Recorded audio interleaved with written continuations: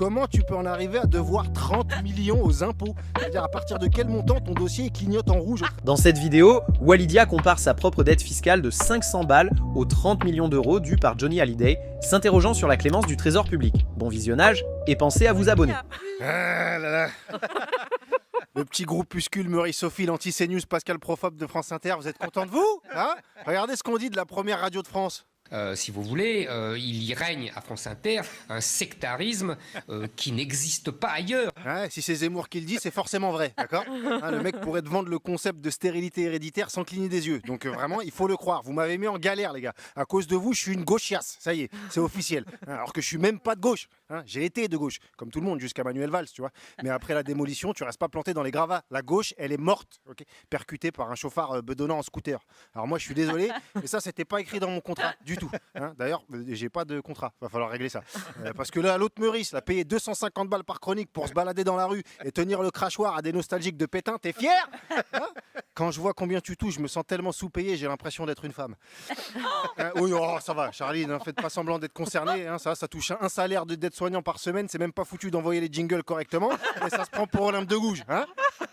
2-3 jours que je vous vois boursoufler de confiance là, avec l'autre Vizorek qui temporise son érection égocentrée pour pas jouir de fierté après ses brèves qui ferait vomir un auteur de blagues carambar. Hein. Mais quand la pression va s'intensifier et que France Inter voudra faire sauter un chroniqueur pour l'exemple, ça va tomber sur qui, hein? S'il y en a un qui dit sur le noir, je quitte le terrain. Vous avez déclenché une guerre, les gars. Et c'est pas moi qui le dis, c'est le multirécidiviste le plus écouté de France. Les comiques de France Inter sont une arme de guerre. Voilà, hein, j'ai pas perdu le sens de l'histoire, moi. En France, quand on veut faire la guerre, il y a une fâcheuse tendance à envoyer les Noirs au front et arrêter de les payer après. Alors, je vous regarde. En plus, en ce moment, on nous vend le général de Villiers là, à grands coups de groupe de presse de milliardaires. Après nous avoir fourgué le banquier, ça tente le militaire. Tu vois, hein, la prochaine fois, ce sera l'ecclésiastique. On va kiffer. Hein, mais laissez l'armée française là où elle est. Hein. L'uranium et les diamants en Afrique, ils vont pas se protéger tout seuls. Hein, et puis les militaires, ils ont autre chose à foutre que de venir faire la circulation. Hein, si c'est ça les choix qu'on a pour la présidentielle, autant mettre Bigard, hein, franchement, rien que pour la rencontre Bigard-Poutine. Parce que les pourparlers autour d'enjeux géopolitiques majeurs qui se terminent par non, c'est pour faire un tennis, connard. Franchement, ça se regarde. Avec son t-shirt, allez tous vous faire enculer en cyrillique, ça va faire un petit boucan.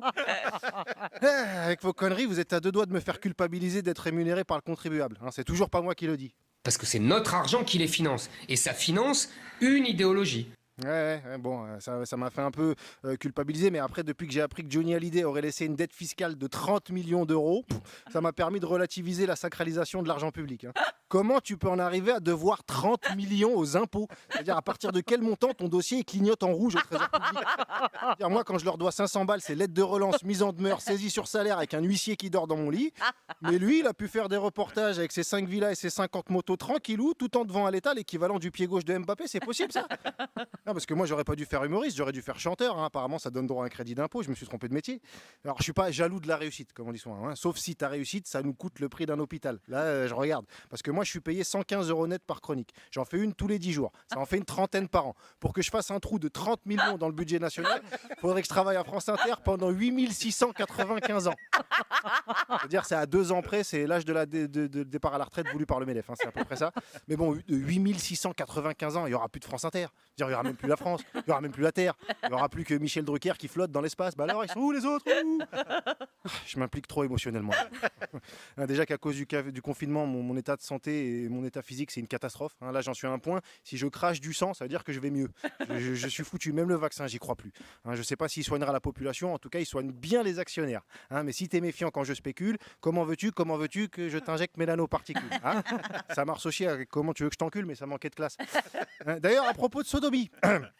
La visite du président égyptien Al-Sisi, vous voyez arriver la douille ou pas? Parce que là, Macron, il sort d'un discours sur les violences policières, il accueille un mec qui pratique l'emprisonnement de milliers d'opposants, la torture et les peines de mort arbitraires.